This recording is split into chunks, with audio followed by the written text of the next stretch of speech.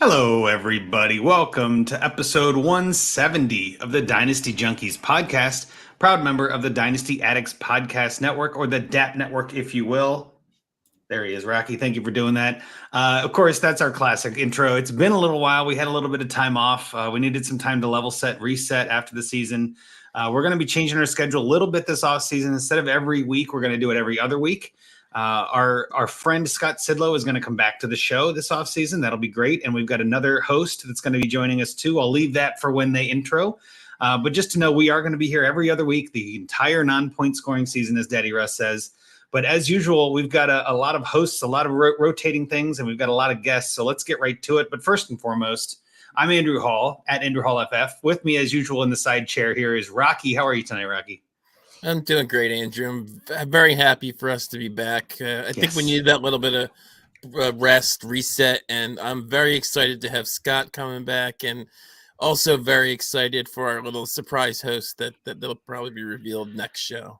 I think, 2 weeks. I just don't want to steal the thunder. I feel like it's funnier that way. But with that said, obviously, it was nice to have some time off. I agree, but it's nice to be back. You're exactly right. And with this first show back in this new season, in a sense, we've got one of the few people that I would say that I've interacted with a lot on Twitter, but never talked to. And this is going to be a great time for that. We've got Richard Sickles. Now, I got to be honest, Richard, is that your real name? Let's start with that. Yes, that is my real name. I was named after my my great uncle Richard. He fortunately was Richard Young.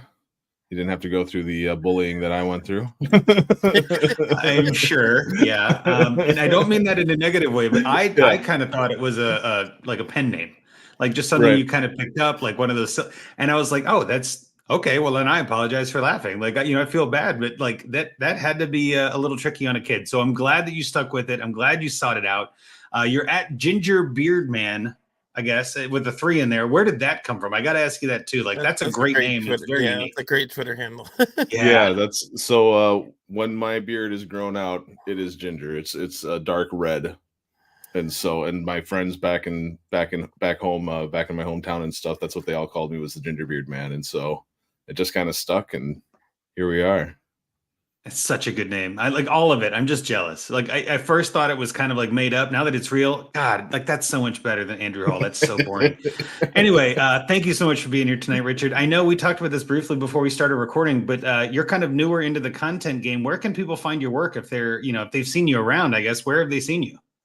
Sure. So I'm primarily working with Razzball and Fantasy and Frames. Razzball was this last season was my first season writing with Razzball. And then Fantasy and Frames, I just jumped in with them like a week ago. So it's really fresh, really new, and really, really exciting. I'm really loving my time over there so far. Oh, that's awesome. Yeah. And anytime we can get somebody on that hasn't been on before or hasn't, been able to speak their mind a lot. I love having new voices in this space. So glad you're here. And I can't wait to pick your brain on some of this stuff tonight. Kind of getting into it, I guess the first thing I put on the sheet with nothing after it was any news and notes for conference championship week. The only one that even kind of struck me was Deebo Samuel might not play, I guess. Like, there really isn't a lot of news with only 4 teams remaining. I mean, Rocky, is there anything you might have heard, or anyone in the chat, if you're here, that you want to talk about that's news related? Because I kind of feel like there really isn't much. Yeah, I mean, nothing that pops to mind from the championship games. No, I mean, if you guys want to get into it, we haven't been around while the coaching changes were happening. I was going to mention that for sure as part of our dynasty during the playoffs, which is our topic for the night, because coaching changes are a big one. I know Scott's a big fan of talking about this, and I'm sure he'll get into it in some of his analysis later on. But ultimately, what it comes down to is we've had a couple announcements. I know Brian Callahan obviously left my Bengals to go to Tennessee. Happy for him. I like Brian Callahan. I think he's a good coach. But he really wasn't going to be, calling the plays or moving up with the Bengals at all, and it's his time. So now we get Dan Pitcher coming in as the offensive coordinator. A lot of people who are not local to the Cincinnati area may never have heard of him. He was a quarterbacks coach here for Cincinnati ever since Burrow took over, and has been with the team and kind of building that offense on the back end for a little while. So I feel like that's a really good thing. I'm excited to see what happens there. I think we heard was today. Well, no, yesterday I think was Vic Fangio going to your Eagles, Rocky. Right? That's a good thing, I think, right? I think so. Right? Yeah, I mean, he actually was in the building last year. Not last year, the year before. I think after he got fired by Denver, he was like a consultant for the Eagles, and there was talk of him being the D coordinator when Gannon left after the 22 season. But then he ended up going to Miami. I think a lot of that had to do with the timing of when Gannon left and all that, because I know there was a lot of interest last year. But yeah, I mean, anything's better than what they had this year. So, I mean, it doesn't have a huge fantasy impact unless you're playing IDP, I guess. But yeah, the defense was atrocious this year. So, especially down the second half of the season. So, yeah, I'm more interested to see what they do at offensive coordinator, obviously for fantasy purposes, because they're still talking to guys there. But yeah.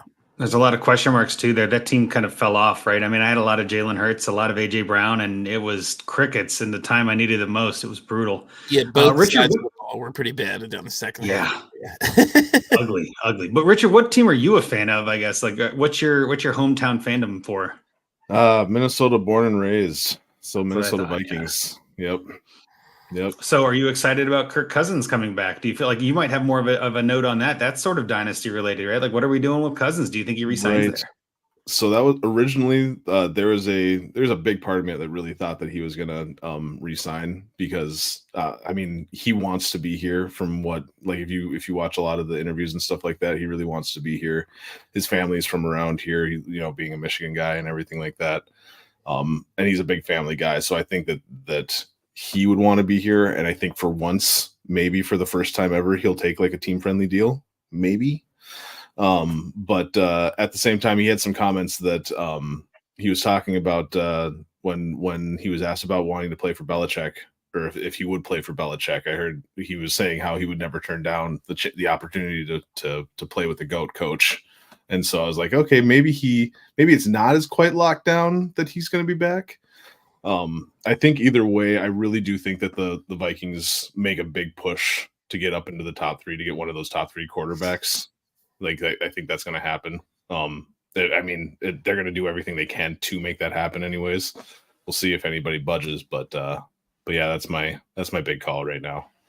Oh, there is so much draft speculation talk to come in the next few months. I can't wait. It's my favorite time. The time of year when everybody thinks they know something and nobody knows a thing. It's so good. But because the thing is, everybody's wrong, so nobody's wrong, if that makes sense, right? Like, since everybody's wrong, you can be wrong too, and nobody cares. It's like being a weatherman. There were some bigger coaching hires, but I at least wanted to start with our hometown teams because that's always more fun. But obviously, we got Harbaugh going to Los Angeles and being the Chargers coach. That's going to be big. Raheem Morris going to the Falcons. I kind of thought that might have been Belichick's spot. Speaking of him, what was the guy for Carolina? Canales? Was that his name? Dave Canales? Not even sure who that guy is, to be honest. I feel like I should know that. Rocky, are you familiar with him? Not really. I think he was in someone's OC last year. I can't remember who. Yeah, I did see it in the little blurb that when he was hired, but we really should know this, Andrew, but we don't. Well, what's funny is that my first thought was, who is that guy? Like that, who, what? And then I saw some other people on Twitter doing the same thing. I'm like, okay, so it's not just me. But Carolina always going a little bit off the board and kind of doing their own thing. I mean, kind of fits. And I'm sure there are other coaching changes, but some of it is just so fresh and so new that we haven't really had time to digest it. So I don't really know if I want to get too deep in the weeds. I always like to leave that for Scott anyway. So let's kind of push ahead unless there's any other news you guys want to talk about. Feel free to jump in. Otherwise, we can move on. Nothing. I was just going to mention he was Tampa's offensive coordinator. So. There you go. That's right. Helped to revive Baker Mayfield's career. So, my goodness. Yeah. All right. Yeah. Well, again, nothing against these guys. Just I don't know who they are. That's my bad. They don't know who I am. So it's only fair. But also, we're not a news show. We've never been a news show. We're more of a strategy and trading kind of show. And I feel like that's probably where we live in everybody's mind. If you're listening, you're a junkie like us. So you probably already know the information better than we do. That's how junkies are. But with that, we'll get into our main topic, which again is pretty much like what to do in Dynasty during the playoffs. I like to mention this. I think I talked about the same sort of topic at some point last year because there are a lot of ways to go about it.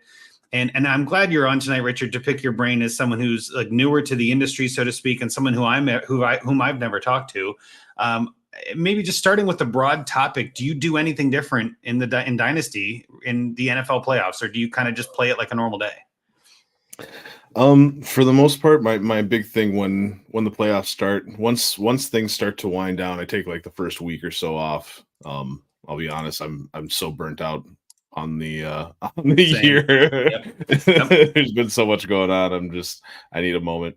But what I like to get into is I like to really evaluate my team and my teams, I should say, and break down where they're the weakest, and try to evaluate not just my teams but the teams around me too, like the different the teams that are in the leagues that I'm playing with, just to see where I can try to make moves, try to improve my team while helping somebody else out. Maybe I'm a big proponent of a win-win type of a culture. I'm That, not yep. not big on the whole trying to win a trade. So but yeah, no, so that's my key thing is just really breaking down my rosters. I like to take everybody off of the starting lineups and just get everybody onto the bench so I can actually see what I have in front of me and everything like that. And then I start to break down what everybody else has too. Yeah, no, that's a good point too. And that's something I've done in a couple of my, especially in sleeper leagues where it kind of matters. And not as much on MFL, right? Where you can kind of, everybody's on a bench anyway. But I like doing that too in sleeper, just to sort of put everything where they belong and put all the QBs together, all the running backs together, kind of get a better idea. I don't always do this, but in some leagues, I'll even move players out of IR. If I've got a guy that I know, edge of the roster kind of thing, I'll drop him to move the guy out of IR just because you're going to have to eventually anyway. Like it's kind of like, what could possibly change? Well, that's why I don't always do it, is because sometimes I'm like, I am really weak at running back. I am going to hold on to all those running backs just in case something crazy happens. But with only 4 teams playing, I mean, nothing is really moving. Values aren't really changing on a lot of those other players. And also I find it interesting too to look at it and say, okay, I have here was my lineup in week 16, right? And I started the players I had to if I was in a playoff, but sometimes my lineups haven't been touched since week 12. Like some playoffs start week 13 still. And I'm just like, well, I didn't make the playoffs in that league, so I haven't really paid attention. So it's nice to sometimes come back and refresh and be like you just said, like level set. What are we doing here? Okay, let's take a look at this team. Let's make sure that we're on the right page. If all these guys come back from injury, or if these guys get traded or what have you, like how old is my team? Do I need to worry about rookie picks? Like I end up doing that a lot too in January, and just kind of focusing on. I focus on myself. I take care of myself. Like I don't worry about other teams yet, but I'm just like, what am I looking at?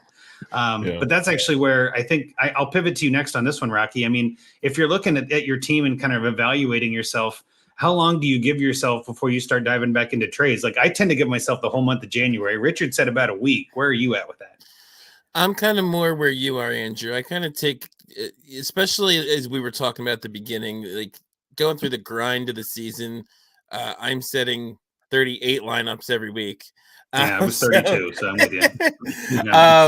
I kind of like to take some downtime in January. The only thing I might do, which I'm hoping, and I haven't really started yet, so I guess this January I may not either unless I do it in this last week. But I do like to try and not that I'm some film expert, but I do like to try and watch some tape of the rookies. I go in like the Dynasty Nerds film room, stuff like that. That's probably the only Dynasty related thing I really might consider doing in January. You start getting the name, we know a lot of the top names, but start trying to look at DLF, get some of the other names that I can throw into the mix and look at. But yeah, other than that, I probably wait till at least February. Kind of the rollover, I think, is where I really start.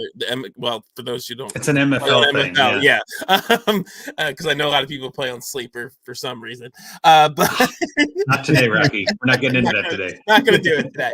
But anyway, but they usually roll over after the Super Bowl. So a lot of times that's kind of sort of like okay, it's time to get back into Dynasty mindset is once the MFL rolls over. We have all the pick numbers.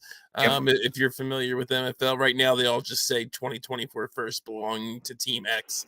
If you're not familiar with MFL, but once it rolls over, you get the 1.0. You can set all the draft orders and all that. So that's probably when I really do it. And then, the only thing a lot of what Richard said is kind of what I'll do. The other thing I like to do that's kind of against maybe the Dynasty grain a little bit is I will sometimes shop for cheap points in February because most people want to move off older guys, or especially if I'm in a team I really feel is going to be a contender again. So like I actually did make a trade in Trade Addicts trade in January where I traded like a second for Keenan Allen or something like that. Like you were not getting Keenan Allen for a second in season last year, and he's not necessarily going to do what he did last year. But even if he falls off, the dude had 108 catches with missing like 4 games and was killing it all year. So yeah, so I kind of like to try and shop for cheap points if I can.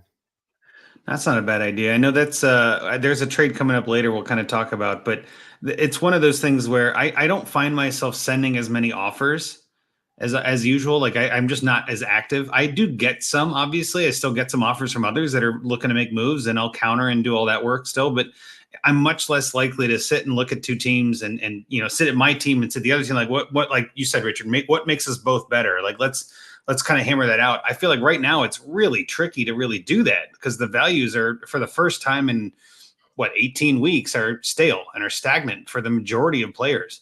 The only real speculation we have, of course, is draft and free agency and all that. But right now, none of that is happening. So it's kind of like we're in that lull, that period where I don't know what to do with my hands. You know what I mean? Like we're kind of waiting for the season to end. And being that fantasy ends during the regular season, I also like being able to focus on football for the playoffs. Like this is really when it matters. It's win and go home. So I kind of like not having lineups to set. I am in a couple charity leagues, like those playoff charity leagues where, to raise money for things and like the one and dones and all that. And I find myself almost inevitably, like even this week, did I set that lineup? Like, I honestly don't know if I did. Right. And like, it's just because I'm just so out of the zone of that. And because of the grind of the season, I'm just so excited to not have lineups to set, really. But the other thing that I look at is there are some players still playing right on the other end of that switch. And sometimes I'll make trades related to players that are still playing on the hopes that, maybe I can trade before something happens, or like maybe I can trade on a good playoff performance. I did that, was it last season or 2 seasons ago? Gabe Davis, right? Had that crazy 4 touchdown game. And I was like, oh my God, I'm selling Gabe Davis. Like now is my window. And I'm glad I did. So that's kind of where I'm still looking and seeing where values can spike and seeing what things can change. But ultimately I'm much quieter than I was before. We have Gavin Ferguson here in the chat saying trade for draft picks before they get too expensive. I mean, that's not a bad plan, but the draft picks now are worth more than they were 2 weeks ago, and they're going to be worth more in 2 weeks than they are now, right? So the time to trade for draft picks is now, whenever you're listening now, because they're going up. But you're exactly right, Gavin. Now might still be a good time to potentially, anyway, shop some of your players, like Rocky said, shop Keenan Allen. See, if you think you're done, you want to get younger, you're not contending, maybe go get that second. Right? Look at the other end of this. I mean, Richard, what do you think about that? Does that kind of make sense to you too, and getting draft picks right now? Yeah, no. I think it all depends on the where you're at with your team. If your team, if you're trying to reset, if you're trying to push for a championship next year, whatever the case may be. I really like Rocky. I love that you went and got Keenan Allen. Like that's a great move in my opinion. Like especially if you're trying to make that push towards a championship right now. I know that I have a couple of older guys that I'm trying to move off on as well. It's a little bit more difficult this time of year. I feel like I feel like every time that I've tried to, it just I get stonewalled. But maybe that's just the guys that I'm playing with. Yeah, maybe, right? Yeah, and that's what's great with trying to buy them is like the second the season ends, it's like their value takes a huge immediate hit. Like certain guys like that, like Keenan Allen, and like a Devontae Adams or something like that. Yeah. Amari Cooper, which we'll get into later, right? So there's a lot of those players that are kind of quietly, Mike Evans, even we were talking about the Bucks, like some of those players that are kind of going under the radar that are still putting up points. They're not maybe long time dynasty assets, but if you play in enough leagues, you start to realize nobody's really a long-term dynasty asset. Like it's just about getting value that you can get and winning next year. Who cares what 3 years looks like? Let's worry about now. I know there are a couple of leagues where I either won the league or was in the championship game. And so I was like right up to the end and I'm like, I'm contending. Like that's no doubt I'm contending, right? I'm right there. And so then it's kind of clear. But then there are the other leagues where I finished like 7th and I was like 4th in scoring, but just missed the playoffs. I'm just like, oh man, like I actually feel like I am contending, but am I? And then you have to really do that analysis on the rest of the league. And ain't nobody got time for that in January, man. Like there's too much going on. I'm burned out. So I usually save that for a little bit closer to the draft. And yes, I'm probably leaving some value on the table by doing that. I always say to people, like, do as I say, not as I do when it comes to some of this. But I think, too, it can get exhausting trying to build trades that are win-win. especially if you feel like you build a really good trade and you send it and the other guy's like, we're way off. I'm like, really? Like, I thought that was going to be one you would smash accept, but I guess we're wrong. Like, so after doing that myself anyway, in a number of leagues, part of me is just like, let me just let the world come to me. Let me take a break. Let me zone out. Right. I will say, I think overall, I haven't the numbers, but I think overall I made fewer trades this year than I did last year, and I was in more leagues. And I think part of that was because I was in more leagues. I had less time to make trades, right? And I got burned out more, and I had too many different people to worry about. So I did trim almost half of my leagues this year. And, pour one out to those people. I had to leave. I apologize, but it's just what it is. And I told you, Richard, before we started, like, I'm really only joining best ball leagues at this point, like orphans that are best ball, because I couldn't do that many lineups. And then I'm only joining leagues where I have either Burrow or Chase. And the one I took on so far had both and is best ball. I'm like, all right, well, then I'm in because that's too easy. And I can't say no to my boys.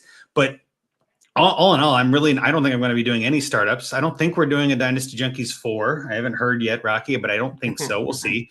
But that, who knows? That could always happen. But other than that, I really don't think I'm doing any startups. So that was kind of one of the other questions. I don't think I put it on here, was like, are you looking to do new leagues at all? Because I know this is the time of year a lot of people leave leagues and you start to see orphans show up, and Safe Leagues has a bunch of that. But are you guys looking at new leagues this time of year, or is it still too soon? And Richard, I guess I'll go to you first again on this one. It's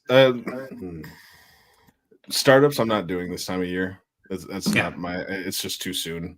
There's too many variables, especially when it comes to the rookies and stuff like that. I like to know where rookies are going to be at and stuff like that, especially in a startup.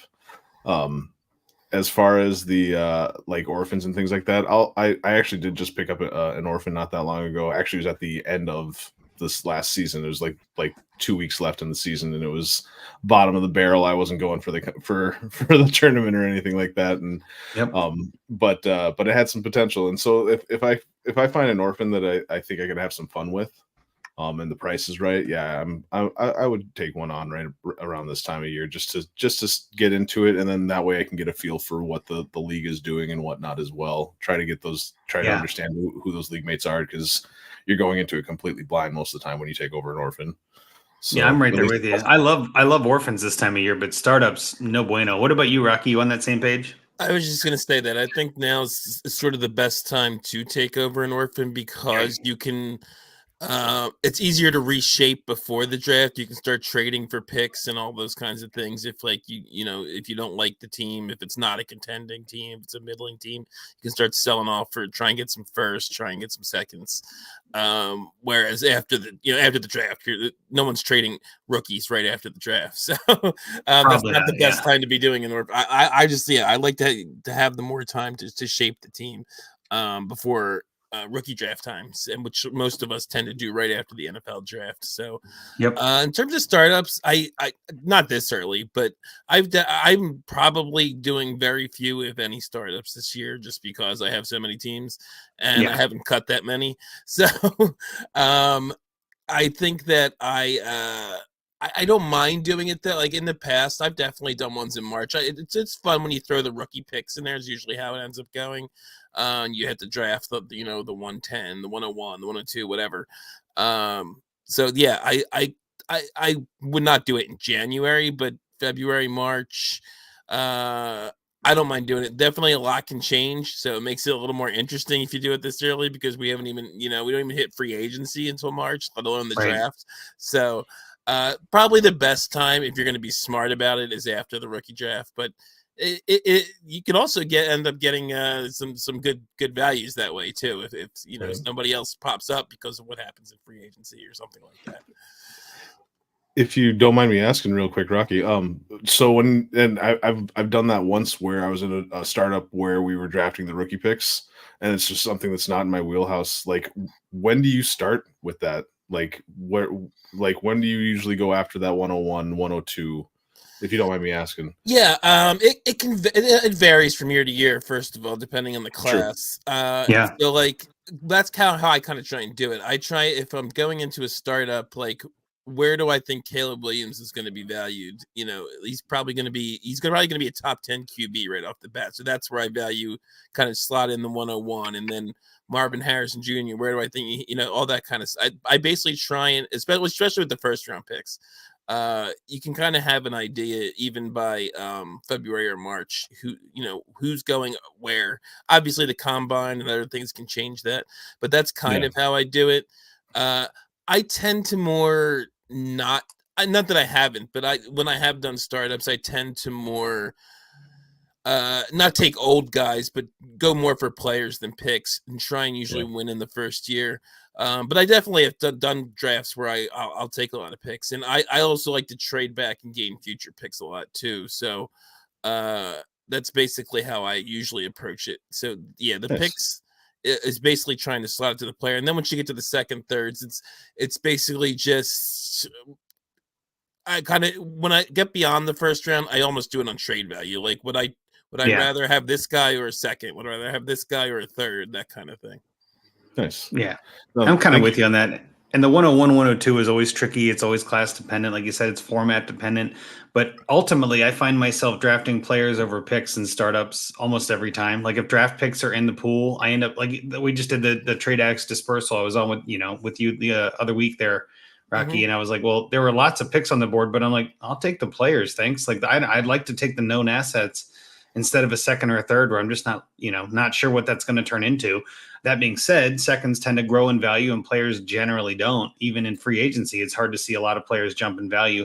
I'm constantly reminding myself of Kenny Galladay. Remember when he switched teams and everybody's like, oh my God, he's going to be amazing. And almost was worse somehow. You know what I mean? Like that was just terrible. So you kind of have to take a little bit of grain of salt with some of that stuff and realize that in a startup, as much as it is crazy to try to predict the future, you're all in that same boat, all trying to predict the same future. So it's kind of the equal chaos. But yeah, I think the way I tend to lean is if it's a tie, I go with the player. Like just pick the player, just pick the known asset, especially early. I'm just not that kind of guy that wants to take a risk on a second round startup pick on the 101 or 102 or whatever. Like, man, I'd much rather take a known commodity that I can bank on a little bit more. We've seen some really weird things happen in the NFL where a player gets drafted and doesn't play much, or, 3 picks are traded for Trey Lance and he doesn't start. I mean, we've seen it all the time. N'Keal Harry was a slam dunk. I always say that. It was like a no-brainer and was terrible. You know what I mean? Like, just, you never know. So as much as we think we know, I'll take the player. I feel like I'm better at that. But that's not to say you can't draft them. It's just I tend not to answer the question there. The other thing I'll mention, too, is when looking at players and picks and trading and all that, Gavin brings up another really good point here in the chat, is it continue to look for injured players or the ones that underperformed. And I think that's a terrific point. This time of year, you get a lot of people that come in that have maybe had a really bad year and are really kind of soured on somebody and are wanting to get rid of them. And during the season, there aren't that many people trading. You might get down to the end of the year and you might only have 4 teams that care anymore. Well, now that we're into January, all 12 teams are back, right? Everybody's contending or has a chance to contend. So that opens up some of the doors to people like he mentions in Hawkinson, Javonte, Pollard. Like those are the kind of guys that maybe whoever has them now is just not wowed with them. And rookie fever is going to start taking hold. Maybe you can get one of those guys for a second, like you were talking about with Keenan Allen. You couldn't do that before, but maybe now you can. I love injured players in the offseason. The IR doesn't exist, and they're almost all going to be back. Like, for instance, I think I traded a 25 third for Nick Chubb when he got hurt. I'm like, why not? Like, what am I doing with a 25 third? You know what I mean? Like, and the guy was like, he's out, he's done. And he might be back starting week 1. And the team seems like they're still into him. I'm like, that's what I'm talking about. You never know. Right. And I'd much rather have Chubb, even an injured Chubb, over a 25 third, to be honest. Like, guy's a beast. So, and he mentions too, like Mark Andrews being crazy disrespected. Yeah, but part of that is I think that offense is not as pass heavy. And now that Zay Flowers is there, like, is Andrews the number one? There's a lot of other question marks. But I do like Andrews a lot. Don't get me wrong. But that's kind of where I like to strike too. So I guess on that note, Richard, what do you think about when it comes to injured players? Are you trying to target them, or are you kind of out on them until you hear more? I actually like to go after what I think will be a good prospect for somebody that is maybe out on a player or something like that. So like an injury situation, and just to go off of your Nick Chubb example, like, yeah, I would much rather have Nick Chubb than a 25 third round pick. And between now and the 2025, I could probably get that 3rd round pick back again someplace else multiple times. Yeah. Right. So yeah, no, I'm more than willing to take a gamble on somebody like that. I actually have a trade right now that I'm hemming and hawing about where let's hear it. What do you got? All right. Okay. So somebody's offering me Hawkinson and Etienne for trade McBride in the 104. Ooh, Hawkinson and Etienne. Is it a tight end premium? I was just going to ask that question. It is. And I'm guessing super flex as well. Yep. Because that 104 could be interesting. Is it 1.5 premium or higher than that? 1.5. Yep. Being that there's tight ends on both sides, I don't know if I care as much about that, but I get your point. Yeah, I probably, because rookie fever is happening, I probably make that trade for the 104 side, and then try to flip that 104, like we were talking about even before the show too, like flip that 104 for like a 106 in a couple seconds, or a 106 and a 25 first. You might even be able to get, because there's a lot of people that really want in that top 4, 5, 6 area, and maybe willing to give up a lot to get up there. So I think that. I like Trey McBride a lot. I think that offense is going to do well. I think Hawkinson isn't great. He's not terrible, but I much prefer McBride. But Etienne, I just traded for Etienne. We'll get into that. But I don't know if I really want to be trading 4 running backs right now, usually in a trade. Right. So I'm kind of with you on the side of 104. Rocky, you think you're on that same side? Yeah, you said you had the 104 side, right? Yes, I do. Yep. Yeah. So that's the side I would want. I think and I love Hawkinson, but I think I'd hold, because I also love Trey McBride at this point. He proved a lot to me last year. And I think we've seen Kyler use Ertz a lot in the past. I think we're going to see what Trey McBride did last year continue, assuming Kyler stays, but I think he's staying. And yeah, I don't, to me, McBride and Hawkinson are really close, and I don't want to give up the 104 for ETN. So yeah, that's basically what it comes down to me. Yeah. I think you can get more for the 104 if you wait. That's kind of what it comes down to. And again, generally speaking, almost every time I'm talking about trades on this show or in real life, I'm like, why are we doing that trade right now? What's the reason to make that trade today? Can I make that same trade in a week? That one, you could probably make that same trade in a week. Hell, you could probably make that same trade when you're on a clock. And you can probably get more then. So why do it now, right? Like, you're kind of giving up that value, that increase. So yeah, not a bad offer, but yeah, I hold that 104 side for sure. Speaking of trades, we have Puff Pass in the chat, Puff Pass Kick. I know this is the time of year where we aren't supposed to be buying running backs, which we just talked about, but someone offered him Roshan for a 26-second. Thoughts, Junkies? The rebel in me says buy the RB for that price. Rocky, I'll kick it to you first. Roshan or a 26-second? I'm not sure how much I care about Roshan, but I don't care about a 26-second at all. So, I hear a butt coming. Yeah. Well, why not? So, I mean, I always say this when picks are 3 years out. That might as well be imaginary to me. I do not care at all about a 26-second. It doesn't even exist. In most, to me, that's like the 3-year out pick thing is mostly a sleeper thing. Because I think that's their default.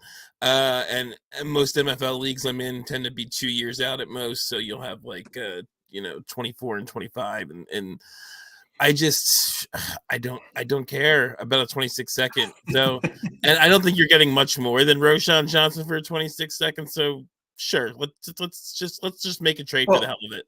Yeah, I would probably make that trade too. And I might counter and do like a 25 third. You know what I mean? Like, hey, it's a year. I'll send you my 25 third for Roshan. You know what I mean? Like, I would much rather have Roshan than, because again, that 3 years out, you're not getting any points. Even if you go purely on value, points wins titles. And who knows, Roshan might be the guy next year, might move. You never know. Like, give me the now. And that 26-second, the other option is like, what else could you get for a 26-second? Like you said, Rocky, like, are you going to get more than Roshan right now? I doubt it. Like, you're not going to get like a Tyjae Spears or someone who's kind of stepping into a starting role. Roshan might be the best option in a running back world. So I don't hate that one at all. So I like that one, Puff. What do you think about that, Richard? You on the same page? Yeah, definitely. I mean, you hit it with the value of the 26 second, but also I love Roshan Johnson. I really do. Well, there you go. I love watching his tape coming out. I was really excited about him. Him going to the Bears, I think is a great place for him. I think he has a great chance to take over there, take over in the backfield. I agree. But yeah, no, I would totally smash that, accept that. Yeah. So yeah, Puff Pass. Hopefully you can still make that trade. We'll do one last question here just to kind of wrap it up. But we talked a little bit about trading, and we're very much a trade heavy podcast. We talk about trades a lot. Obviously, we've got Find Me a Trade coming up again at the end of the show here. But I mean, do you find, and maybe this is too broad of a question, but do you find that trading on speculation works like this time of year? And Richard, I'll kick it to you first on this one. Like, do you find that you look back on your trades in this time of year and just go, man, I nailed that? Or do you find like, I missed on that one? Like, do you have any ideas even? Do you even look back, I guess? Yeah, no, there's one in particular that, like, that's why I put my head down, was because there's one in particular that always comes to mind. And that is I traded I don't remember what number. I think it was like the 106, maybe 107 for Juju Smith-Schuster and Allen Robinson the year that he went to the Bears. So what was that, 2 years ago? Was it the Bears? Yeah. Like, I was excited. I was so excited. And it was just pure speculation of what I thought those two were going to do, because Juju should have been the number one that year. And I thought that Allen Robinson was going to be a number one that year. And I was wrong on both of them. Yep. Yeah. I love when that happens. Yeah. They're there. There's actually, I wanted to bring this up, and this is as good a time as any. There was a trade that I made last year, almost to the day. It was on January 19th, because I keep track and I'm crazy. In Trade Addicts 1, I sent Rocky, J.K. Dobbins, and the 211 for Austin Eckler. Do you remember that trade, Rocky? Because I did not remember that trade. I don't really remember it now, but exactly, because Trade Addicts, we're always trading, right? So I sent you Dobbins and the 211 for Austin Eckler in January.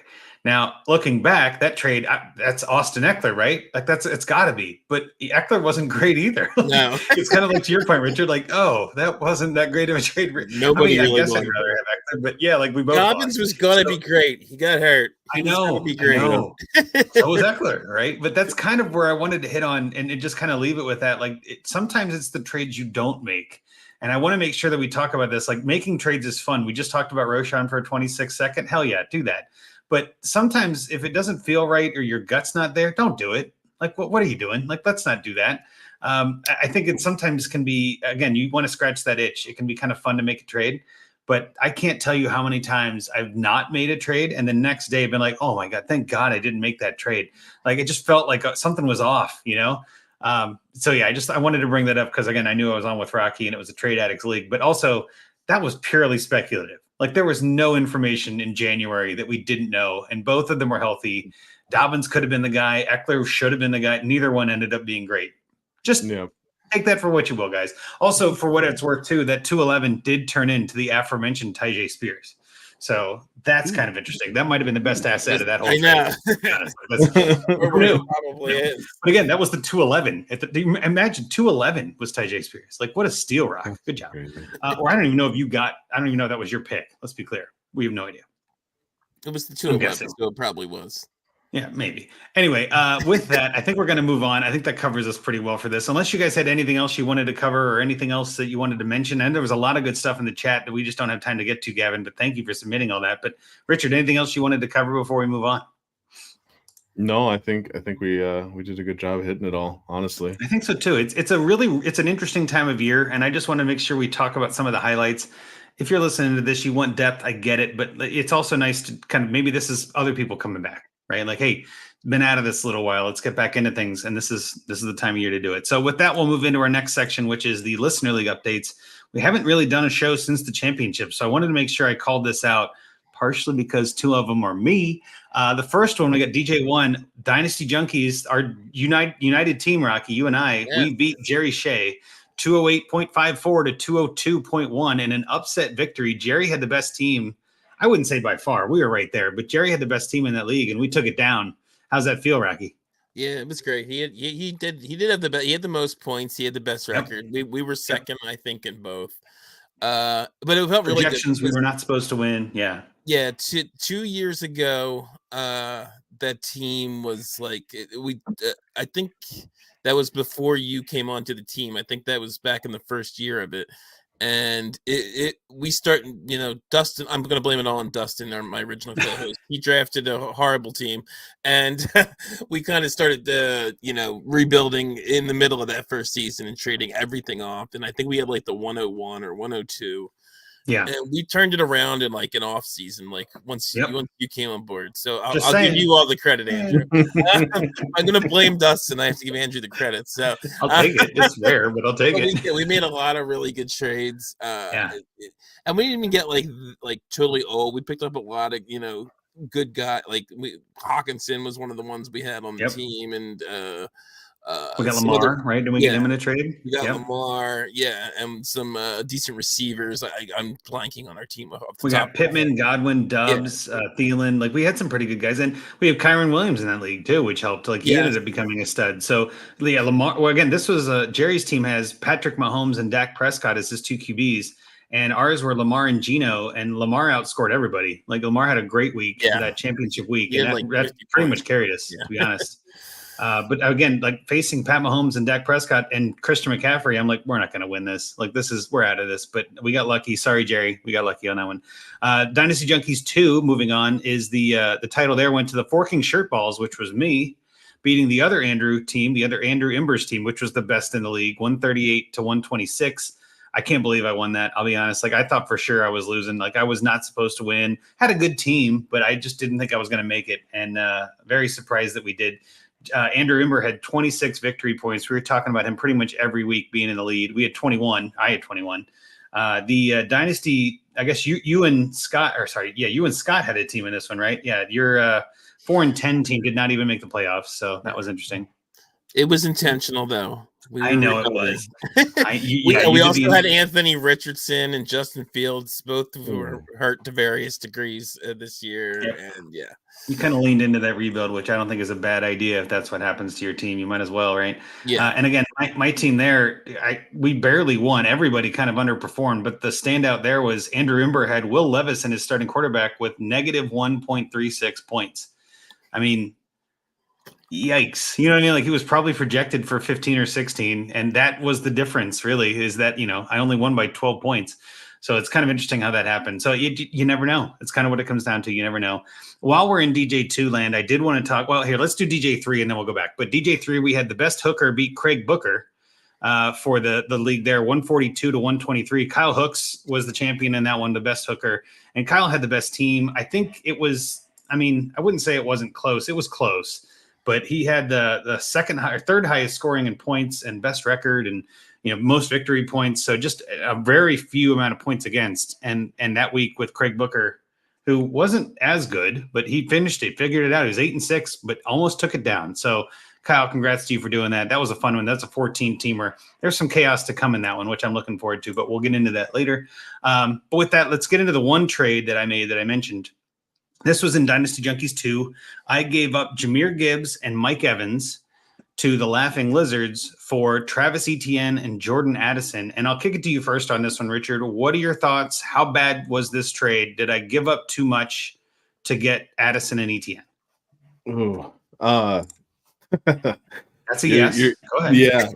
Yeah. No, so you're hitting two of my fandoms. And I'll be honest, I'm a little. When I look at fantasy football, I'm in it to have fun. I want to that's what I'm here for is to have some fun.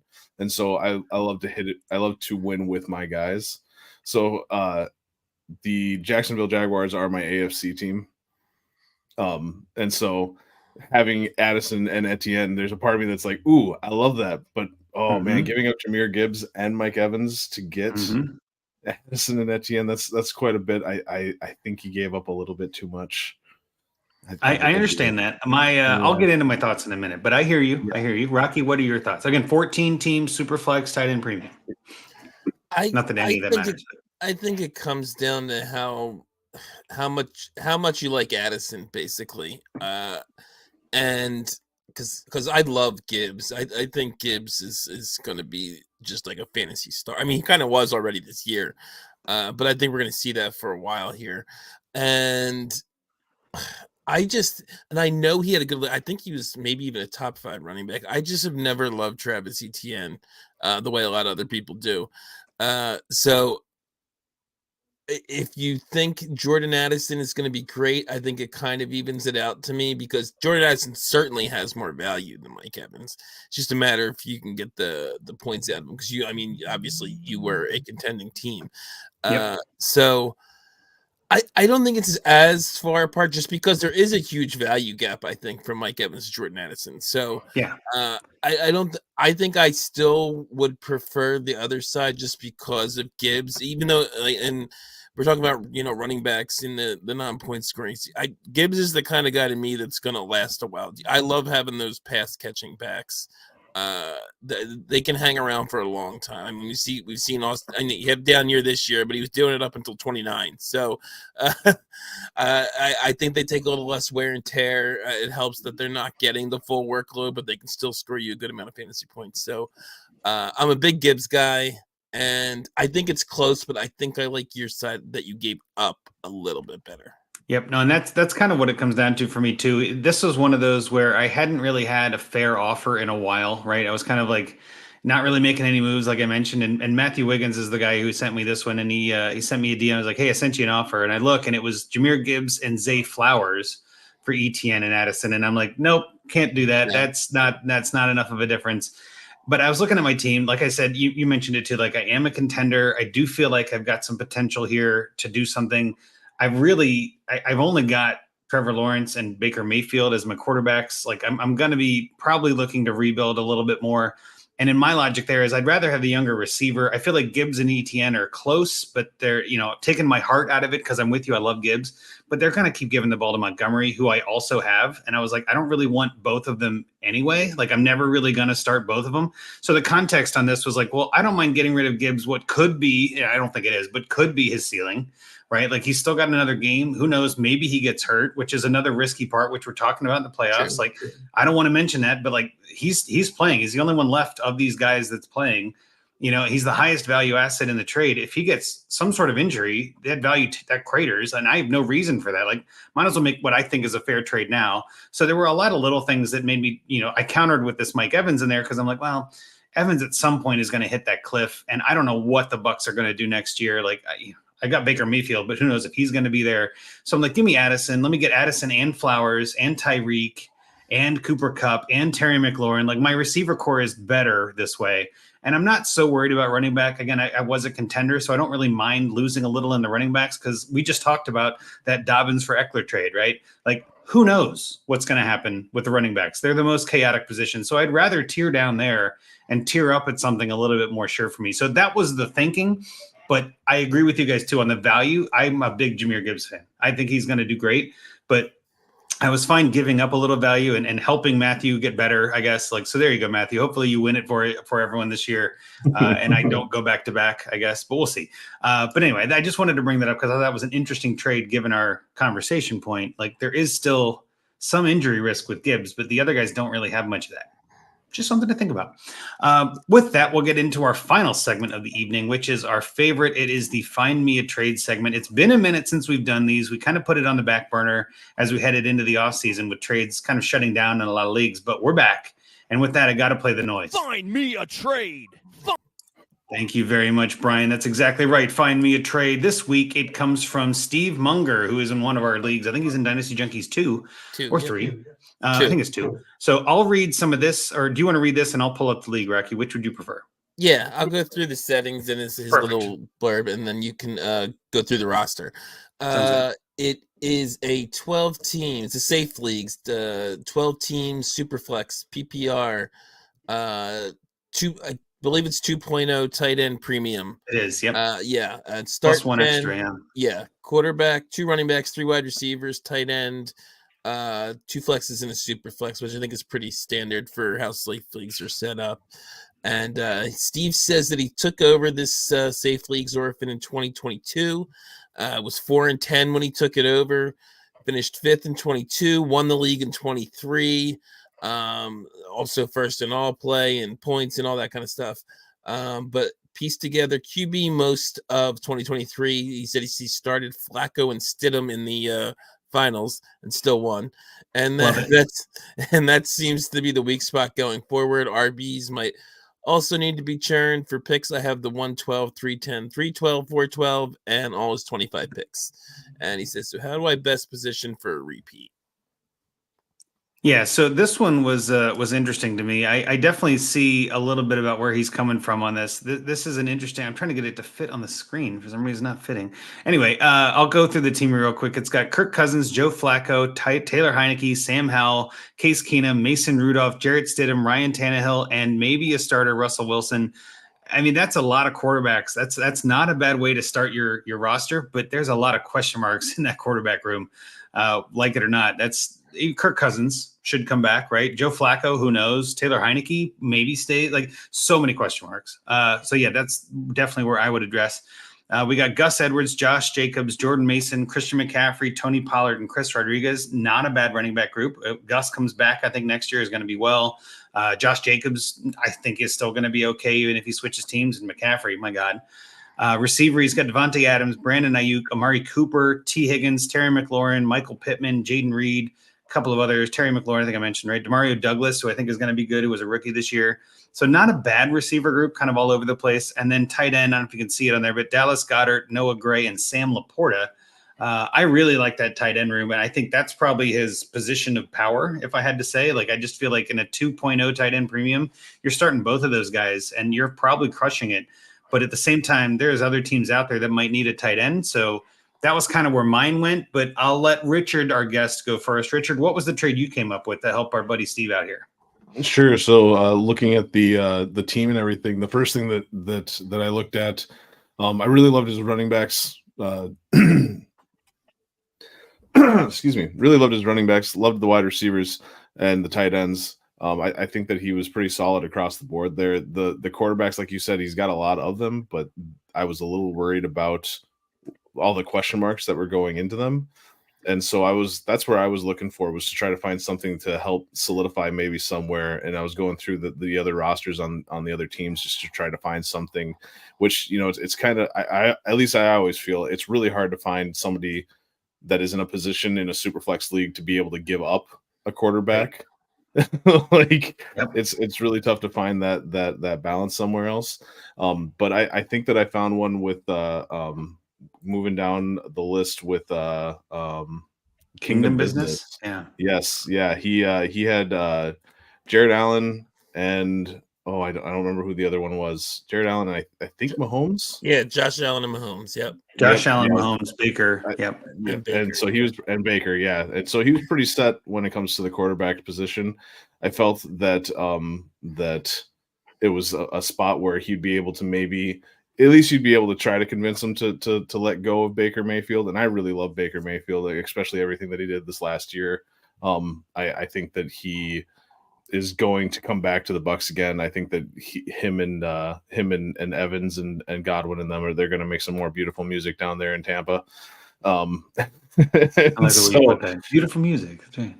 Beautiful music. Yeah. No. So I really do think that that he would be a good get, and so that's what I was looking at, and I was trying to find something that would be a decent. Again, trying to find that win-win for both sides. And it looked like Kingdom Business needed some help in the wide receiver position. And so I was looking at what our guy Steve had in terms of wide receivers and everything like that. And I love Amari Cooper. I really do. Beginning of the year, I wrote a nice little shameless plug.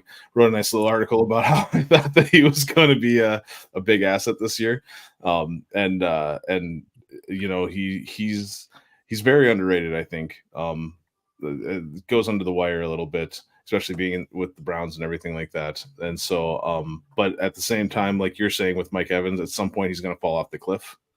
And you don't really know if Baker Mayfield really is going to come back and be the guy for Tampa at the same time. So I felt like it was a good gamble on both sides. So I thought that making a trade for Amari Cooper for Baker Mayfield would really help both sides of those teams. No, I like that. And I remember looking at the sheet and I was like, well, that's not a bad one. Like, I could see Amari Cooper there. What do you think about that trade, Recky? Yeah, I kind of like that. And looking at Kingdom Business, this team, he definitely is a little light at receiver. He's got Nico Collins and Rashee Rice. George Pickens? No love for George Pickens? Yeah, not as much. Not a ton else. Yeah, George Pickens did not have a horrible year, but he could definitely use some help there. And if you're going to try and get a QB off of someone, getting the guy who has Mahomes and Allen, I mean, he's never starting Baker except on the bye weeks unless there's an injury. So even if Baker has another really good season next year, he's not ever starting him over Mahomes and Allen. So it's kind of the perfect third quarterback to try and pluck off somebody's roster. And I don't think the value's that far. I could see the guy asking a little bit more just because Baker's a quarterback and he looks likely to start next year. But I think it's a good starting point, and you can maybe add a tiny bit extra if you need to. Yeah, no, and that's kind of where I was at. Like, I think you said this a little bit too, Richard. Like, it's tough to get a quarterback without giving one away, and if to do that, you're going to have to overpay, right? You're going to have to give more than you think you need to. And I like the way you put it, where Baker's still not a known commodity. We just talked about how they lost their offensive coordinator, right? So, like, maybe that offense is going to look a little different next year. Maybe Baker's not there. He's played on a bunch of teams already. Who knows? But then also kind of to Rocky's point too, like, would you rather start Baker Mayfield or, Dalton Kincaid or Tucker Kraft in a 2.0 tight end premium? Like, you might not even put Baker Mayfield even on bye weeks. You might not even put him in your lineup. He wasn't that set in stone for a lot of this season. Again, without injury, we don't know. And it's all next year. We don't even know. But I also look at it like, well, with the assets of Allen and Mahomes, you could trade down from Allen to Lamar and get another guy. Like, you have plenty of value in your QB position to make some moves. So I thought it made total sense to me to send Amari to this team that needed it. And again, just because I'm curious, and I always like to check. The DTC has the Baker side ahead, but DLF has Amari side ahead. If that doesn't make it fair, I don't know what does. You know what I mean? Like, that's just part of the fun of this. I love when that happens, actually. I'll check the calculator sometimes too when I'm not sure. Like, I keep thinking, what we need is a meta calculator, like something where you can put in all the calculators together to get like actual value. But then there's going to be a meta calculator at some point. I don't have time for that. Anyway, Rocky, what was your trade? I think that was pretty good for yours there, Richard. But what did you come up with, Rocky, during the show? Let's be honest. Yeah, I came up with mine very, very late, and actually kind of touches on some of the things we were talking about, which was maybe cheaper points and maybe a little bit of a trading on speculation too, because mine was, and this is sort of trading to a strength of Steve's team, but my thinking was also that I do think this is cheap-ish points-wise, and because I am trading for an older guy, and I did not go for a quarterback because I was looking for a quarterback trade, and I couldn't find anything I loved, especially considering Richard already did a Baker trade. So I tried making stuff work with other teams, and the quarterbacks are really evenly distributed in this league. A lot of times you'll see a league where somebody has 4 or even 5 potential starting quarterbacks for the next season, and other teams are rebuilding and may only have 1. It's like everybody has 2 or 3. It seems like it seemed really even. I agree. Except for Steve's team, to be honest, it seemed like the weakest. I was like, "What the heck happens?" Anyway, go ahead.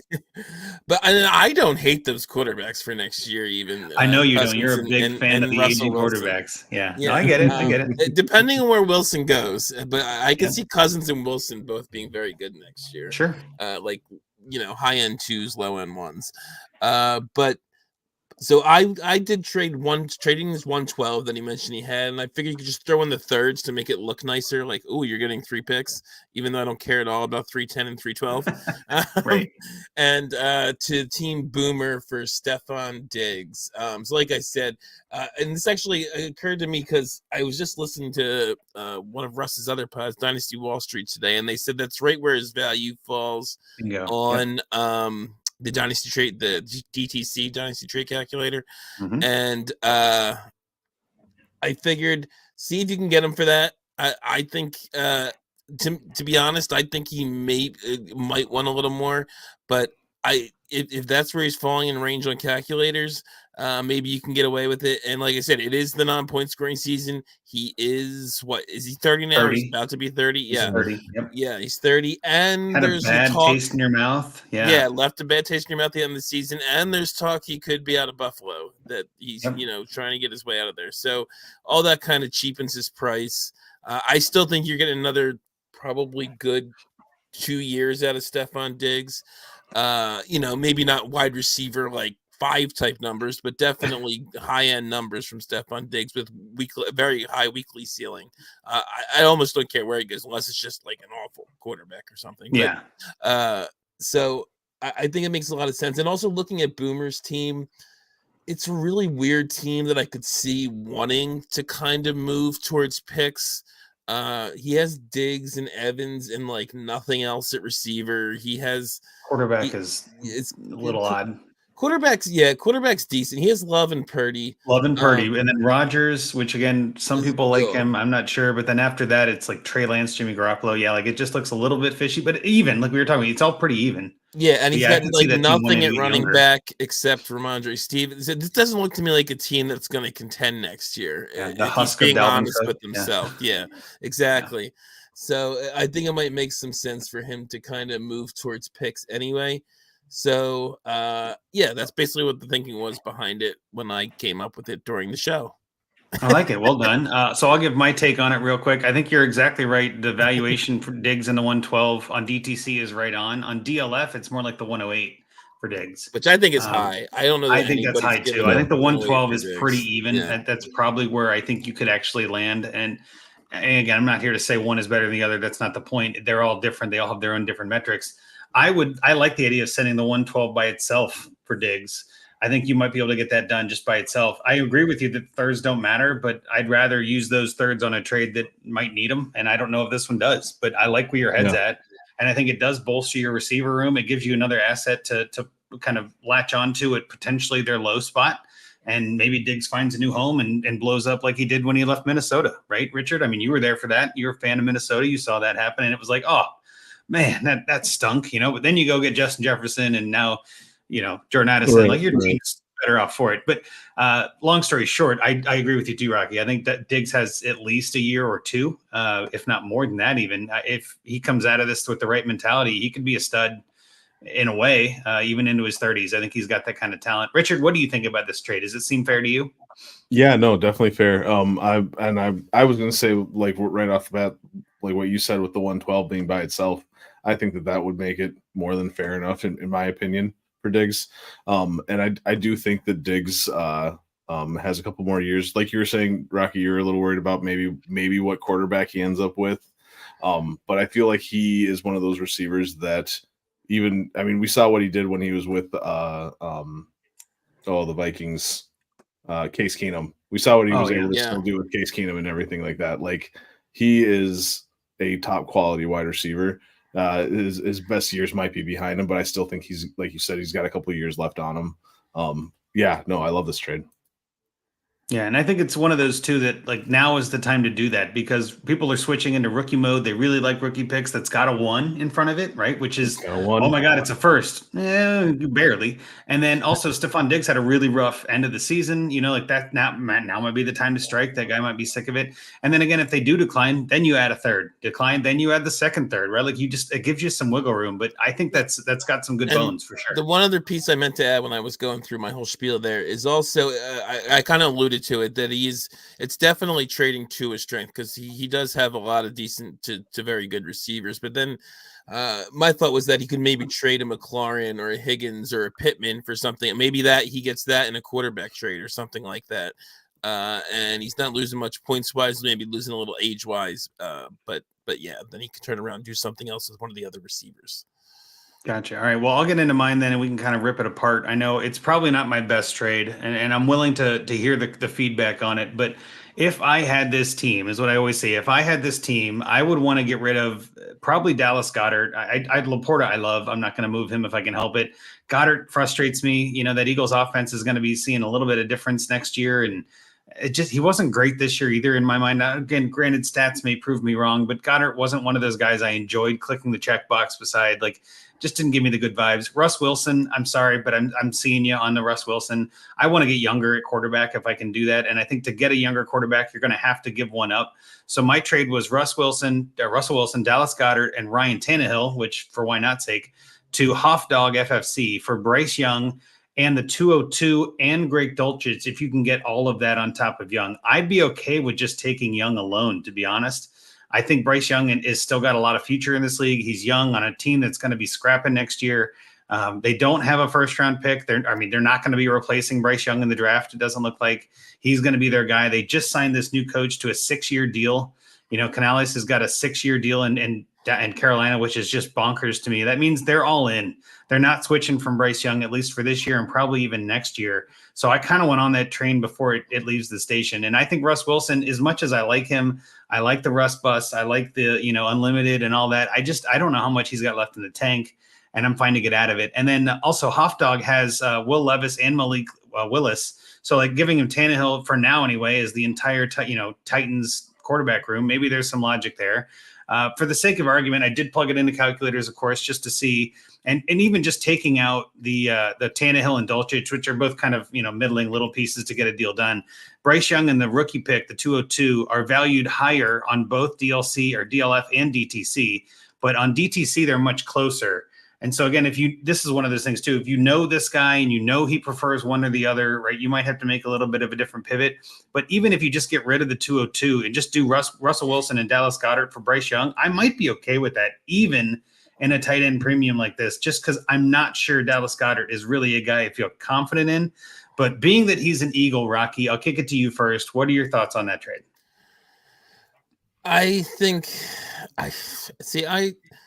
I'm worried about Bryce Young more so than I think most people. That's the only thing that scares me about this. Yeah. And I know Goddard isn't, and he's probably never going to be the top tier tight end. But the 2.0 premium makes me really hesitant to trade him for somebody I'm iffy on is Bryce Young. If he pans out, it's going to be a great deal because, Russ Wilson is obviously on the decline. And even if he still had a decent year last year, you're saying he might be limited instead of unlimited. Yeah, no longer cooking, but yeah, but ordering out. Yeah, take out. Let Russ take out. Let Russ DoorDash. Yeah. But Goddard's just right there. That's right. Goddard's just giving me hesitation because of the 2.0 tight end premium. But I think it's pretty fair. I mean, Bryce Young is still holding decent value. I would want the other pieces if I was going to do this, just because of that, because I'm so iffy on Bryce Young. And the Tannehill part doesn't really matter to me at all, so I'm fine throwing him in. No, and honestly, like I think if you send Bryce Young in the 202, if you send Russell Wilson and Dallas Goedert for Bryce Young in the 202, that might be a smash accept. The guy's like, what's a 202? What's Bryce Young? Give me the, But Russell Wilson is a big question mark to me. He's 35. You know what I mean? He's not getting younger, and he's definitely on the decline, like you said. I'd rather don't know where he'll be for sure. Well, and that's what I mean. I'd rather take the younger guy with more upside and rookie pick with more upside, to be honest. I just don't know if I trust Dallas Goedert. I would even say there's some places that would say Dallas Goedert is the best piece in that trade, right? Where it's like he's the big chip. He's in a tight end premium like that. He's the one you got to look at. And maybe you can do Dallas Goedert for Young in the second alone. Who knows, right? Like maybe the guy's like, I don't want Wilson, just give me Goddard. I doubt that's going to happen, but you never know. So I like the bones of it. But Richard, what are your thoughts on this one? Sure. So, prefacing this with saying that Bryce Young was my QB1 last year, so I was really excited about him, and I really think that pass in the chat. Yep. I really think that that he's going to be the better answer long term, and I like where you're going with it and everything. I do think that you have some good reasoning for why you'd want to make that trade. But looking at what Steve was looking for as far as trying to find something that was a win now, trying to repeat, I would probably want to keep Russell Wilson and Goddard if I'm trying to repeat, and let me back this up with somebody who recently did repeat and everything like that. Like that is such a great feeling.